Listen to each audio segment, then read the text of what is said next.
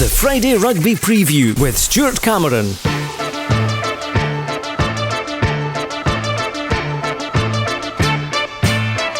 Hello and welcome to the Friday Rugby Preview. Robin Purdie joining me again, and as always we start with a quick recap of what happened last weekend, with Kelso beating Purdie and Selkirk winning at Edinburgh Accies in the Premiership to put Kelso in the driving seat for a playoff spot, as their fate is now in their hands. So also in the Premiership, Hawick defeated Heriot's Blues at Golden Acre and they secure a home tie in the playoffs, while Jedforest could only travel with 16 players to Mar and as a result lost heavily.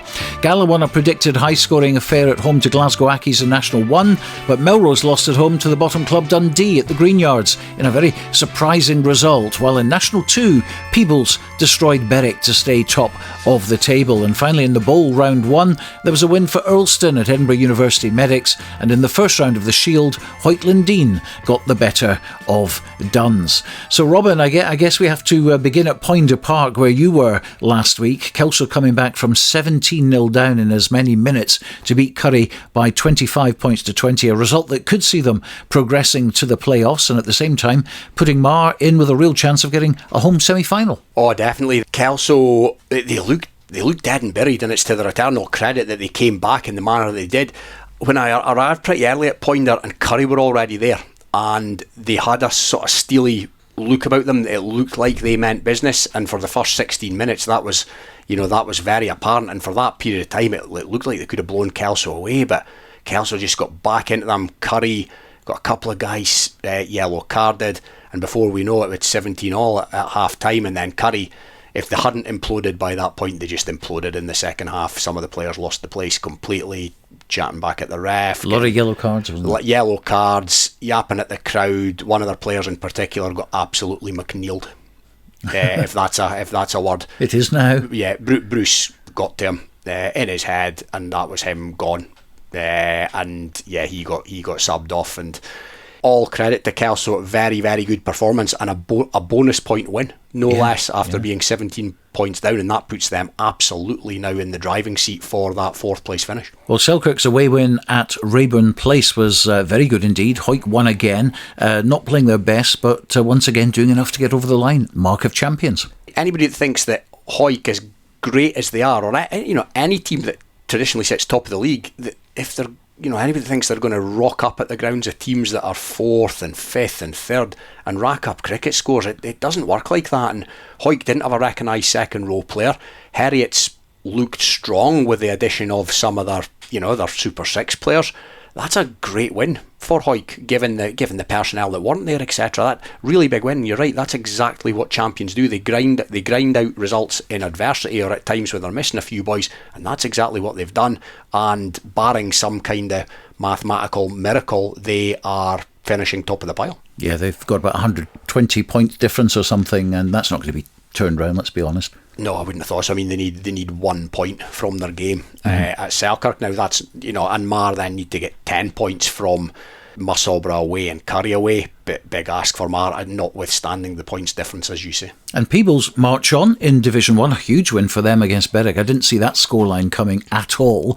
And of course Falkirk also getting a big win, leaking a few points against Kirkcaldy though, but we're just 1 point ahead behind them. Yes, that's right. It's now down to, it's been a good league that. It's now down to, officially almost a two horse race. Still in Peebles' hands, but they've got 3 away fixtures, and that brings its own pressure. Berwick, I mentioned, I think, last week that as much as Berwick would have wanted to do well up there, that's not a game they need to target. They need to look at the Kirkcaldies and whatnot at home to ensure safety. They're still in the driving seat for that compared to Aberdeen. But yeah, Peebles did exactly as they need to do, as they need to, as they hope to do in the remaining games, and that's rack up 5 points per time. Well, let's have a look at this week then. 2 border derbies in the Premiership. Let's start with Jedforest and Kelso, which, simply because of last weekend's results, becomes the most important of the 2 derbies this weekend. We'll hear from Kelso Director of Rugby, Neil Hinnigan, in a moment, right after we listen to what Jed's David Grieve has to say following that 80-10 loss at Mar. It was fair to say it was a tough day at the office. It was quite a big scoreline against us. The most disappointing thing was we only took 16 players up. We had 16 players available, and we've used 48 players this season, and to have 16 available, it was quite a it's a new low for us. I think it wasn't good, but the boys that went up there, fair play to them. They got stuck in. We had 2 back row players playing centre, and to be fair, nothing came down the middle. But when it goes a bit wider, we're obviously going to get caught out. So this week we've got Kelso, a big local derby, and I think probably this derby, like Kelso are flying high. I think we're probably going to be the biggest underdogs it's been between Jed and Kelso. So there's obviously no pressure on us. We should be back to 20 players this week, and we just have to go out and try and just get tore into Kelso and hopefully take something for the game. Yeah, we're making a short 10-mile trip to Riverside Parks on Saturday to take on Jed. Be a typical border derby. It'll be a hard march. Jed will be, they'll have everybody back, have all the players available for this, I'm sure, and they'll be looking to put a bit of shine on their season. It's not been the greatest season for the club, but we will be giving them our full respect, because every Jed Kelso game is meaningful and they're always difficult. We were delighted earlier in the season to beat them at Ponder. It was the first game for a long time between the two clubs, and it was been sorely missed. So the guys are looking forward to another big match, another big challenge up at Jed, and I'm sure there'll be another big crowd. So yeah, the players have just got to, soak up the atmosphere and get into the game as quick as we can and try and impose ourselves on Jed, and I'm sure they'll be doing the same for us against us. So it's one to look forward to. Neil Hinnigan there, but David Grieve talking about a new low at Jed, only being able to field 16 players for a Premiership game. I found that a very sad state of affairs, I have to say. Oh yeah, I was going to say, Stuart, that was a tough listen, and all credit to David, and that's been the case all season for his candid honesty. In adversity, because that's what it's been. Yes, the scoreline, albeit it was 80 points, that wasn't, I have to say, that much of a surprise. I would have thought minimally 50 or 60.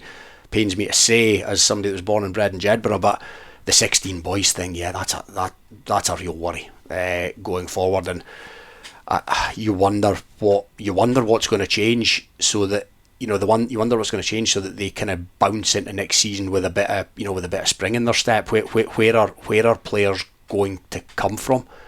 I don't know, and it's a worry. Yeah, it'd be good to see them have a full 20 players for the derby this weekend, but Kelso, you have to say, come into that as absolutely resounding favourites, and if Jed can get anything from that game, then with 16 guys last week, if they can get anything at all this week, then it's a result, which sounds ridiculous to say. Kelso, so impressive last week, brilliant up front, all pulling in the same direction. One point to note, they lost Keith Melbourne at half time. He went off, but my word, a couple of the players that came on, or the players that moved position, really stepped up. Cammy Brown moved up to kind of rule the line out in Melbourne's absence. I don't know the fitness or the health of Melbourne for this week. I'd maybe be doing a cotton wool job with them this week, though, if it was me. Yeah, for the big match at the end at Glasgow Hawks. Yeah, and again, pains me to say it against Jed, but yeah, if Melbourne's half fit, he wouldn't be playing if I was in the Kelso hierarchy. Well, of course, the director of rugby has been announced for Jedforest. No, it hasn't. The deadline for the new DOR post at Jed has come and gone now, so we expect an announcement soon about that. And whoever gets it, what a challenge! Oh, it is a challenge. Recruitment will be there, or trying to stimulate. David mentioned there are 40 odd players now. Where are they all? That's the question. When they can only get 16, where are all these other guys? And yeah, there's injuries and work commitments and all that kind of stuff.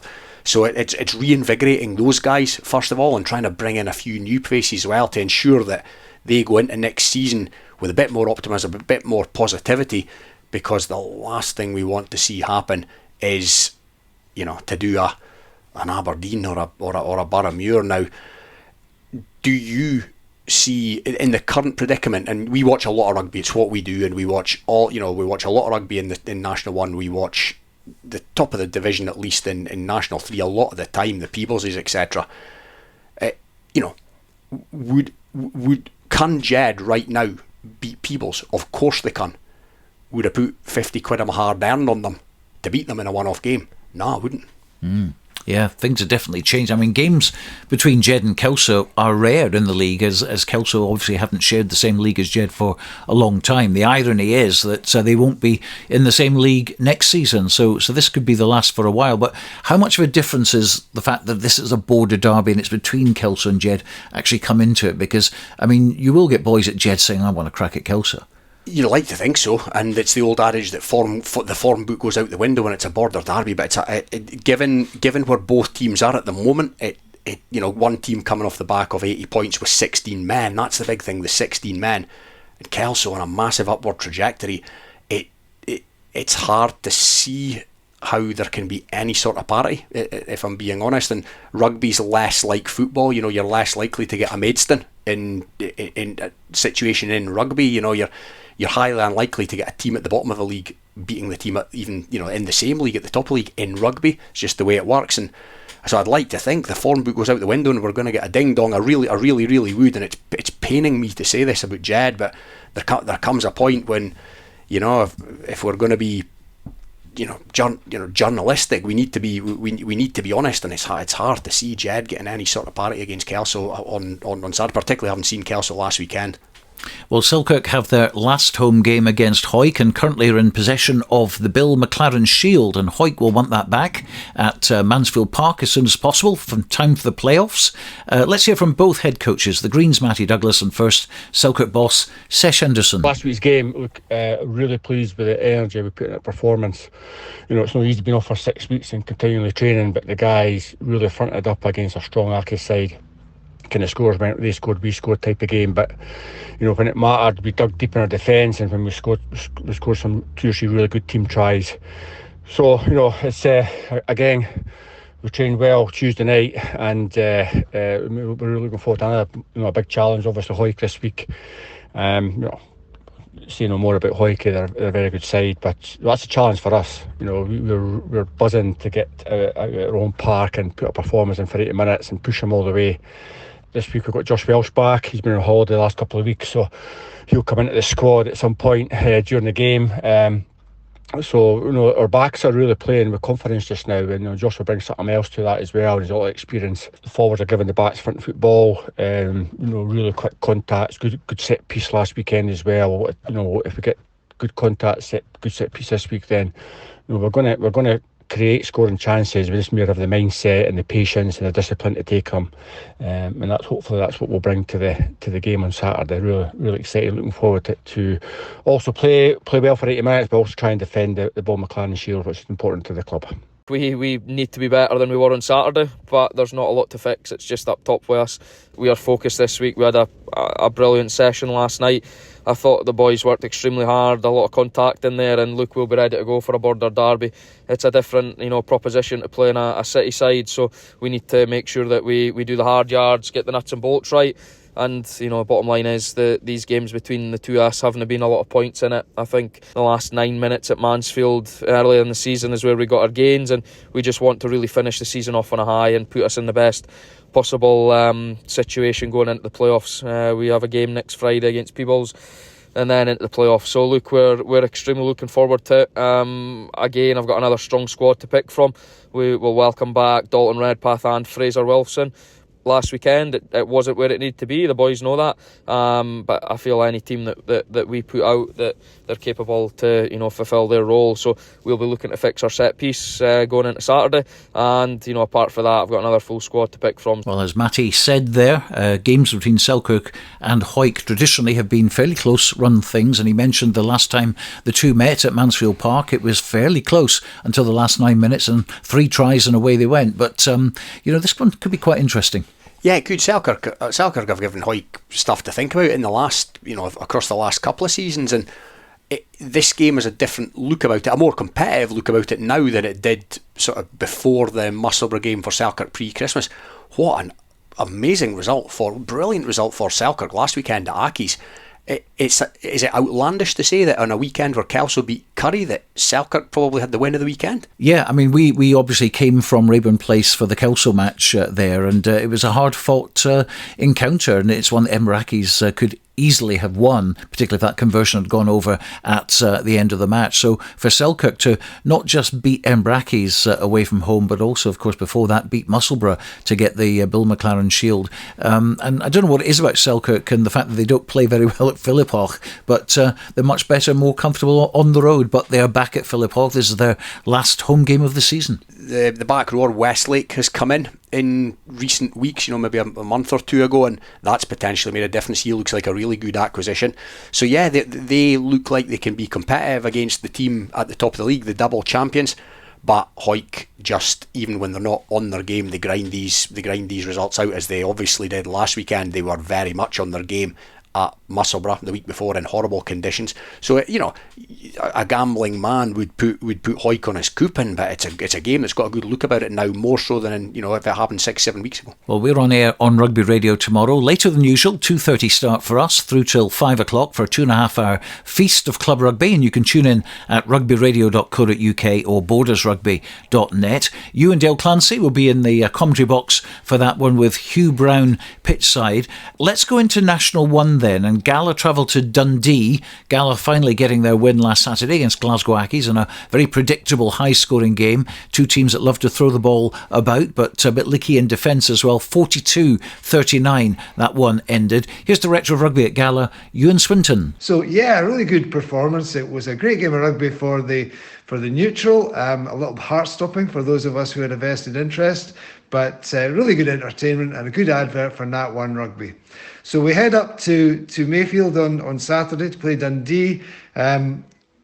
Missing a few guys due to trips to Wales. We have a number of our frontline players heading down there, and they're even taking their own kit man in the redoubtable Heppy with them. So good luck to them. Hope they enjoy their weekend. But that will give an opportunity to a few of the young guns and second team players to step up and make their mark. They'll do so in a game where we are not under any pressure at all, and that's often quite a nice way to be approaching a game. Dundee obviously are still under a wee bit of pressure in that they need a few points yet to secure their place in Nat 1 for next season. So we will be no pressure, they'll be under a bit of pressure. That's not a bad scenario to play a game of rugby. So we'll head up to Dundee with hopefully the return of Richie Mitchell. It would be nice if we can have Murray Wilson back as well, but I know he's still struggling a little with a foot injury. But final selection is still to be determined as I speak. But we'll head up with lots of confidence, looking forward to a good game of rugby, and we will see where it ends up. Dundee wagging their tail at the end of the season, 5 points at Melrose. Who would have thought that last week? But that's going to put them in a very competitive mood now. Oh, it certainly is. What a massive fillip that would have been, that they're scrapping for their life, and Gala are only one place above them in the table, but this, it looked like an away banker, you might have said a week this time last week, but then Dundee go and do that at the Greenyard. So yeah, if Gala have got a few boys missing, including Heppy, then it's a tougher looking assignment, Dundee away now, than it was, like I say, this time last week. Melrose lost at Dundee last week, as we mentioned, but how are they going to respond against Watsonians at Myerside? Here's head coach Ian Chisholm. Looking forward to Watsons. They've not been beat at Myerside for a long time. I know Jace, he's pretty proud of that record as well. So look, we're absolutely going up to first of all get a reaction that the jersey and the club deserves, but second of all, we pretty keen to stop this win and run. Watsons, just like us, they'll be looking to push their way up the table and cement in second place. And look, it probably doesn't help that Ayr are losing to everybody at the moment, but look, job's done for them. You can totally understand that. And no, it wasn't me that texted Grant Anderson, just to let you know. But yeah, look, we'll be going into Saturday full of energy. We're going to pick the team that's going to most effectively play our systems, and that might ruffle a few feathers, but I think agitating your players every now and again is good. And the thing for us is that players need to start not taking things personally and understand that coaches never select based on, well, maybe some do, but I don't select based on personal grievances or anything like that. It's always what's best for the team and always what we think is going to move the boat faster. And for us as a group, there's been a bit of a trend over the last few seasons with Melrose where they'll have really positive performances and then lose one that they shouldn't. And look, if that trend's going right now, we'll have a few positive performances and and then hopefully Dundee's been our dip, and then we'll have another really positive performance here. And if everybody can execute their roles within our systems, within our processes, and the score's going to take care of itself. But we need to make sure that as a coaching group, we're not having to coach effort and intent. That should be driven by the players. And look, for me, we're excited to get back in the park as always, and I'm positive that we're going to get a good result up at Myerside. Well, we mentioned earlier that was a shock result, and I think particularly the fact that, obviously in the first part of the season, Melrose were up and down like a yo-yo. They seemed to have kind of fixed all that, didn't they? They went on a good run, and so this is, I think, another reason why the Dundee result was such a surprise, because we felt, it's the old Melrose back again. As I said last week and the week before, Melrose I thought they turned things round, and you could have knocked me down with a feather when I seen the result last weekend at home to Dundee. I mean, it just appears to sum up the season for Melrose. A win or a good win, or 2 or 3 good wins on the bounce, and then an inexplicable defeat to a team that really Melrose should be beating. That's heavy home defeats now to Dundee, bigger Glasgow Accies and Ayr this season, along with a couple of heavy defeats away at Ayr and GHA, among others. And it's un-previous Melrose like, but it just seems to have crept in now, this level of inconsistency. And I've said before, they need to try and get out of this division at all costs, but losing at home to Dundee doesn't suggest it's going to happen anytime soon. And Watsonians a big challenge at Myerside, unbeaten there this season. Well, in the second division, Peebles travel to Stirling County as table toppers. Here's head coach Graham Patterson. We're going into that game. We've lost Murdo Anderson. Unfortunately picked up a pretty serious shoulder injury in the Berwick game, so we will definitely be without him for the rest of the season. We're having to test our strength and depth of the squad, which will stand us in good stead going forward, and seeing how many players are up to our standard. But it's not really going to change our outlook into this game. We know that it's going to be a tough game. We are just going out there and looking at winning the game. We know Falkirk are hot on our heels.